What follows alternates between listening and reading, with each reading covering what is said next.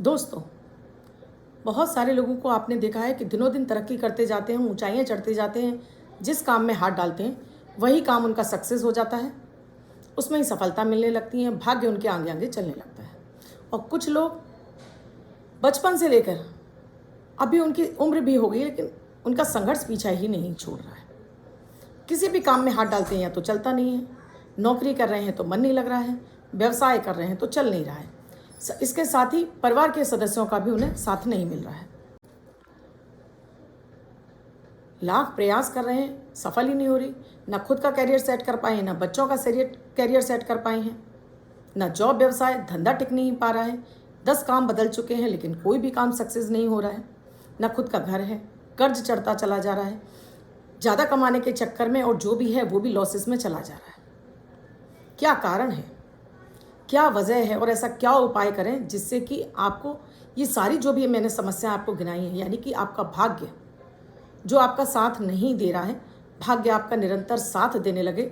जो अपने लिए आपने सोचा है वो सारे कार्य आपके फलीभूत होने लगे, यानी आपकी सभी मनोकामनाएं इच्छा पूरी होने लगे।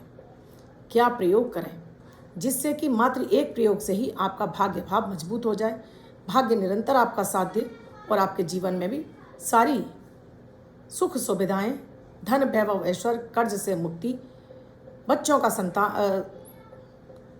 की उन्नति, खुद का विकास, विवाह, जो भी कार्य अटक रहे हैं सब कुछ आपके स्मूथली होने लगे। राधे राधे, नमस्कार। मैं आपकी एस्ट्रोदोस्त एस्ट्रोलॉजर अर्चना गुप्ता ज्योतिष के सरल उपाय में आप सभी का हार्दिक स्वागत करती हूँ। कैसे हैं आप सभी? आशा करती हूँ आप सभी स्वस्थ और प्रसन्न होंगे अपने पूरे परिवार के साथ। ऐसे ही स्वस्थ और प्रसन्न बने रहें, ऐसी आप सभी के लिए मंगल कामना करती हूँ। इसीलिए आपके हर दिन को लकी और बेहतर बनाने वाली 1 मिनट का प्रयोग अमृत की बूंद और जादू अक्षर लेकर आपके समक्ष उपस्थित होती हूँ। ये बेहद खास होते हैं, इन्हें आपको ज़रूर करना चाहिए क्योंकि इनकी विशेषता यह भी है दैनिक ग्रह गोचर पर आधारित होते हैं। न इसमें राशि देखने की आवश्यकता होती है, न लग्न।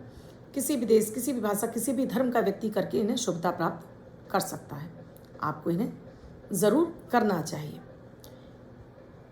आपके 10 वर्ष से लेकर 90 वर्ष का बुजुर्ग है, महिला हैं, पुरुष हैं, लड़के हैं, लड़कियां, हर कोई करना शुरू करता है।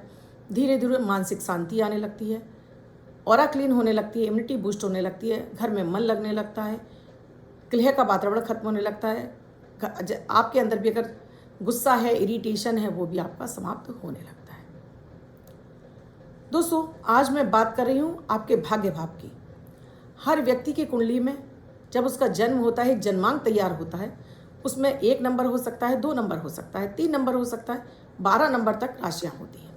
12 ही खाने होते हैं। जहाँ पर पहला नंबर यानी वो लग्न है, उस नंबर से निर्धारित होता है कि आपका भाग्यस्य कौन होगा। हालांकि भाग्य के कारक देवगुरु बृहस्पति हैं। आप किसी भी लग्न के हों, किसी भी कुंडली के हों, फिर भी आपके लिए कारक ग्रह तो देवगुरु बृहस्पति हैं।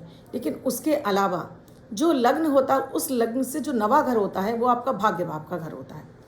या भाग्य भाव को मजबूत करने के लिए आप उन देवी देवताओं की आराधना करते हैं, उनसे संबंधित आप ग्रहों के जाप करते हैं, उनसे संबंधित आप यंत्रों का, रत्नों का भी आप अपने जीवन में समावेश करते हैं। मेरा मानना है दोस्तों, मंत्र और यंत्र तुरंत प्रभावी हो जाते हैं। हालांकि रत्न, इनका इफेक्ट मैं इनको नहीं सजेस्ट करती हूँ क्योंकि इनका इफेक्ट मैंने जल्दी खराब होते हुए देखा है, और क्योंकि हर राशि के पास 2 ग्रह होते हैं तो कहीं ना कहीं उसका बैड इफेक्ट भी आपको जल्दी आ ही जाता है। तो आज बात करूंगी कि आपके नवम भाव को जागृत करने के लिए आपको किस यंत्र की आवश्यकता है। किस यंत्र को आपको, चाहे आप अपने बनाकर घर के मंदिर में रख सकते हैं, आप इसको अपने रत्न के ऊपर अपने गले में धारण कर सकते हैं, यंत्र के रूप में गले में धारण कर सकते हैं, आप अपनी भुजा पर भी बांध सकते हैं। यहाँ मैं बताऊंगी आपको कि आप किस लग्न के हैं और आपको किस यंत्र की आवश्यकता है। और देखिएगा, ये यंत्र आपके लिए वही काम करेगा जो आपके लिए हीरा, मोती, माणिक, पन्ना काम करेगा। उससे भी ज़्यादा बेहतर रिजल्ट देगा आपको, 100 गुना आपके भाग्य को बढ़ाने का कार्य करेगा। इसको आप धारण करेंगे या आप घर के मंदिर में रखकर इसकी पूजा प्रार्थना करेंगे या अपने हाथ पर धारण करते हैं, इसका अमेजिंग रिजल्ट आपको आने लगेगा। या लग्न के वाइज बताऊंगी कि आपके लिए भाग्य का कारक कौन सा ग्रह है, आपको कौन सा ग्रह है और आपको किस यंत्र की आवश्यकता है। तो मेष लग्न की बात करूं, आपके लिए भाग्य के कारक बनते हैं देवगुरु बृहस्पति। आपको बृहस्पति का यंत्र इसको बनाकर इसको पीले धागे में गले में धारण करना चाहिए। अगर आप वृष लग्न के हैं तब आपको शनि का यंत्र बनाकर इसको आपको काले धागे में गले में धारण करना चाहिए। अगर आप मिथुन राशि के हैं तब आपको शनि का यंत्र गले में बनाकर धारण करना चाहिए। अगर आप कर्क लग्न के हैं तब आपको बृहस्पति का यंत्र बनाकर गले में धारण करना चाहिए। दोस्तों 9 यंत्र हैं। इन 9 यंत्रों को स्क्रीन पे दिखाना पॉसिबल नहीं है। आप गूगल सर्च कर सकते हैं। आप इन यंत्रों को हमारे द्वारा चाहते हैं, हमसे लेना चाहते हैं तो यहाँ से भी आप इनको ले सकते हैं। अभी मैं पहले आपको यंत्र बता रही हूँ। अगर आप सिंह लग्न के हैं तब आपको मंगल का यंत्र हमेशा अपने गले में धारण करके रखना चाहिए, लाल कलर के धागे में। जैसे कर्क लग्न के हैं तो आपको पीले कलर के धागे में यंत्र को धारण करना है। अगर आप सिंह लग्न के हैं तो आपको लाल कलर के धागे में धारण करना है। अगर आप कन्या लग्न के हैं तब आपको शुक्र का यंत्र अपने गले में सफ़ेद धागे में धारण करना चाहिए। अगर आप तुला लग्न के हैं तब आपको बुध का यंत्र ग्रीन कलर के धागे में गले में धारण करना चाहिए। अगर आप वृश्चिक लग्न के हैं तब आपको चंद्रमा का यंत्र अपने गले में लाल धागे में आपको धारण करना चाहिए। अगर आप धनु लग्न के हैं तब आपको मंगल का यंत्र अपने गले में लाल कलर के धागे में धारण करना चाहिए। अगर आप मकर लग्न के हैं तब आपको बुध का यंत्र हरे कलर के धागे में अपने गले में धारण करना चाहिए। अगर आप कुंभ लग्न के हैं तब आपको शुक्र का यंत्र सफ़ेद धागे में आप गले में आपको धारण करना चाहिए। अगर आप मीन लग्न के हैं उस स्थिति में आपको मंगल का यंत्र, आप मीन लग्न के हैं तो आपको मंगल का यंत्र लाल धागे में गले में धारण करना चाहिए। इन यंत्रों को उनके बार वाले दिन सिद्ध किया जाएगा। सिद्ध करके इनको आपको धारण करना होता है। तो ये यंत्र धारण करने से आपका भाग्य आपका निरंतर साथ देता है। ये यंत्र आप गूगल पर ही सर्च करके इनको भोजपत्र पर बनाकर जिस दिन जैसे मंगल का यंत्र है आप मंगलवार को बनाइए। मंगलवार को बनाकर चांदी के यंत्र में इसको अभिमंत्रित करके मंगल के मंत्रों से इसको गले में धारण कर लीजिए।